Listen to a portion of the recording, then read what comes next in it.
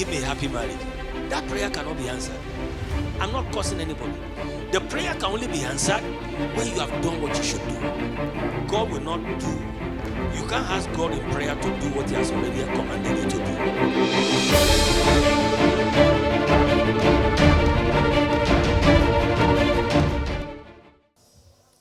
Ecclesiastes chapter 10 verse 5 to 7. Ecclesiastes chapter 10 verse 5 to 7. Welcome to this second service. It will be your deliverance service. Ecclesiastes chapter 10 verse 5 to 7. Look at what he said. There is an evil I have seen under the sun, as an error proceeding from the ruler. Fully is set in great dignity, while the rich sit in a low place. This is where we are going, verse 7. I have seen servants on who? On where? I have seen servants on horses, while princes walk on the ground like servants. Can we have it in Amplified? Verse 7. From Amplified, verse 7. Verse 7. Amplified version. I have seen slaves on horses and princes walking like slaves on the earth. I have seen, he said, there is an evil I have seen, I have noticed. I see princes walking barefooted. I see slaves on horses. Karatastali brashaliaya.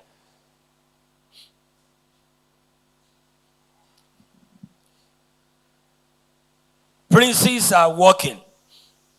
Slaves are on the horseback. So those princes they are the slave. Because life is about reality. Life is real. The experience is that the prince is living like slave, while the slaves are living like what? Like prince. Praise the name of the Lord. There are prisoners that are not in prison. You don't have to be in physical prison to be a prisoner. It's not only those who are in physical prison that are prisoners. There are people that are prisoners in their mind. They think like a prisoner. They talk like a prisoner. And so they live like prisoners. That will not be your portion. This is the true picture of the people of Israel. Israelites were prince. The meaning of Israel is prince. But they were slaves in Egypt. And God, after 430 years, He sent a prophet. He sent a leader. He sent Moses and delivered them from prison. So they physically walked out of Egypt. But even right outside Egypt, they were still slaves. So their problem is not where they are. Their problem is who they are. Their problem is how they think, how they talk, how they live. That was their real problem. Their problem is not Egypt. Because if their problem was Egypt, after all, they have left Egypt. What's their problem? They left Egypt physically, but Egypt did not leave them. Their physical chains were broken. The ones on their legs and their hands were broken. But the ones on their mind were still active. So you are not free until your mind is free. Satan is very smart. Sometimes he harms people once. How many times? Sometimes he will harm people only once. They will cry when he harmed them. They will be so bitter when that thing happened. Satan will not come back and harm them again. He will just be replaying the last time he harmed them, and they'll be crying every time they have a replay. Satan is very smart. He doesn't want to waste his time. So the same pain they had when they were physically harmed, they'll be experiencing several times, because several times the pain is being played in their mind. They'll be driving on Monday morning. They will remember how that bastard abandoned them. and left them with children, they will start crying again like they cried the day you walked away. Only them in the car. The pain of their loss, Satan will replay again. So they are not free until their mind is free. May your mind be free. I thought you would say big amen. Everything Christ has set you free from, may your mind be free from them. Christ has set us free from sin. Christ has set us free from sickness, disease, poverty, fear, death. May your mind too be free from everything Christ has set you free from. Ladies and gentlemen, not until your mind is free, you are not free indeed. The Egyptians were no longer there. They are there. It was only them, but they were not free. They kept repeating it all the time. Why can't we go back? Why can't we go back? This is a true picture. They were princes, but they were walking barefooted. Why slaves were on horseback. Proverbs 23 verse 7. So as a man thinks in his heart, so easy.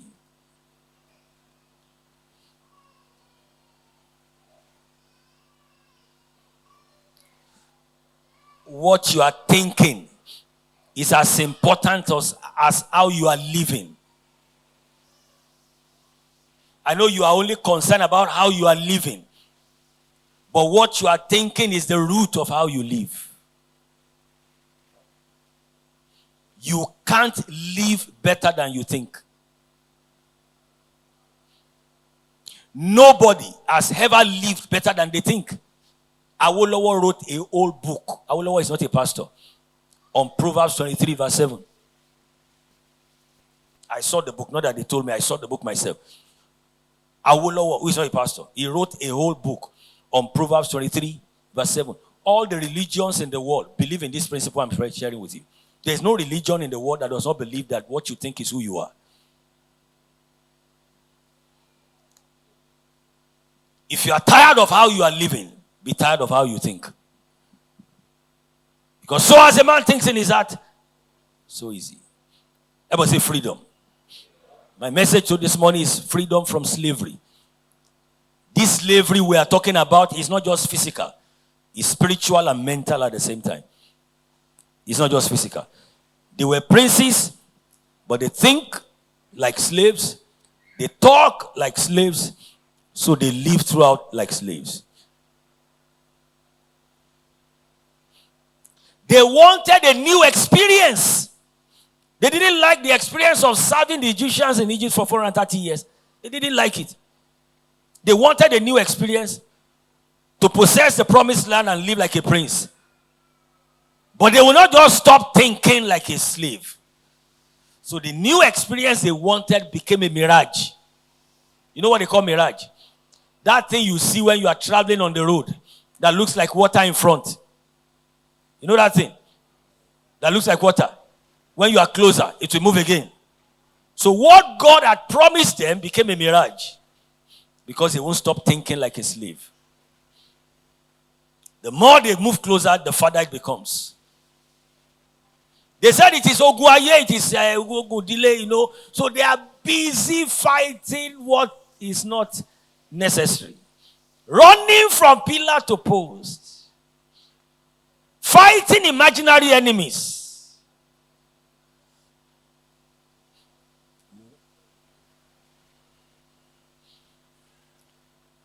They sleep, but they don't get rest. You know, you can sleep and not get rest. You can get enough sleep and not get enough rest. Because until your mind is at rest, you can't get enough rest. May God bring your mind to rest. You miss where to say good amen. 1992, I was 5 years old in the Lord. I started preaching from 1988 as a teenager. So as at 1992, I was 22 years old. I was already a youth pastor in a church in Jos as a student before I was asked to start Rema Chapel. I fell sick as a brother, as a youth pastor in church that people respect. So I did not go to church for a week. And they know that there's no day I won't go to church. So my pastor brought all the associates to come and greet me on campus. I was under blanket. In fact, the devil made sure when they were coming, the fever increased to embarrass me. If it was just that I could talk, I was under blanket, so I'd be like, I could. They said, don't worry. They said, have you taken it? I said, he said, sorry. I said, the embarrassment, I didn't like it. I later overcame it. I got healed. Then I went to God in prayer. I said, what's my problem? He said, until you rebel against your situation, it will stay. You have to get angry. They call it holy anger. And say, this thing, I cannot permit it anymore. I can't keep watching it. I can't keep tolerating it. This poverty, no. Stop. Enough is enough.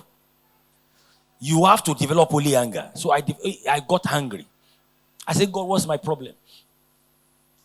I read about Kenneth Hagin. That for 50 years, no headache. When will I have my own testimony too? Of divine health.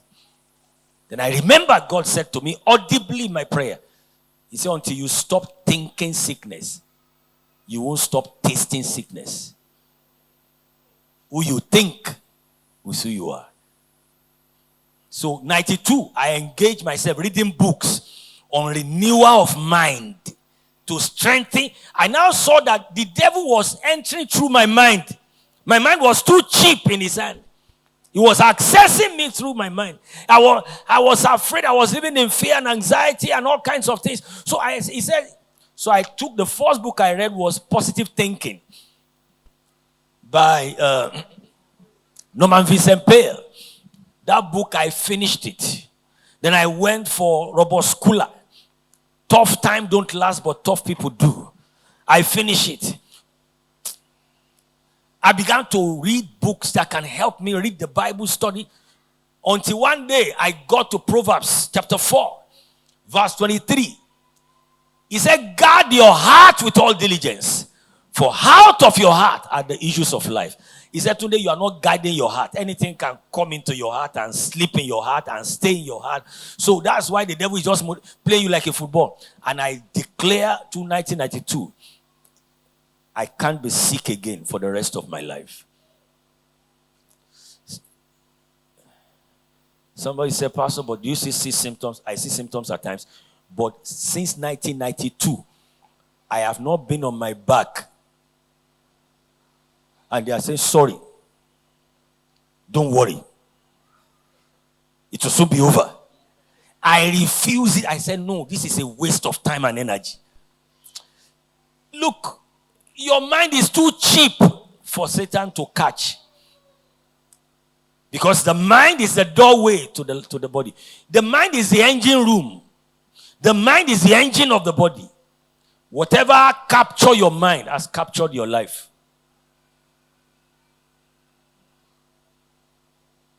Whatever can arrest your mind has arrested your body and your life. Oh, you think those thoughts are careless thoughts? No, it's just ordinary thoughts now. It's just ordinary thoughts. Thoughts are powerful. Thoughts, imaginations, they are powerful. Ephesians 3:20, he said, God will do exceedingly abundantly above that which you think.